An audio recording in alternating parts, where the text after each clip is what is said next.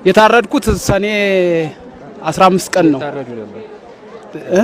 በሰደፍ መታኝ። በሰደፉ ሲመቱኝ ይህን ማጅራቴን ሲመቱኝ ሰደፉ ተሰበረ። ሰደፉ ሲሰበርበት እንደገና በመጥረቢያ ዛቢያ መታኝ። ሞትኩበት። ስሞትበት ዞሮ ቦሮቹን አየና ተመልሰው እንደገና አብየ ብድግ አልኩ። ነፍሴን ዘርቼ ብድግ ስል እንደገና የመጨረሻ ላይ በገዛ ቆንጭራይ በጎራዴ ነው ያረዱኝ እና እንደዛ ነው።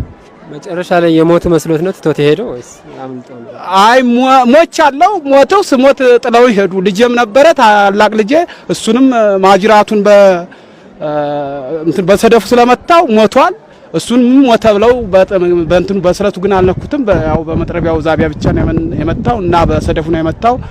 እሱም ዳነ፣ እኔም ዳንኩ። ይኸው ነፍሴ አለ ለአሁኑ።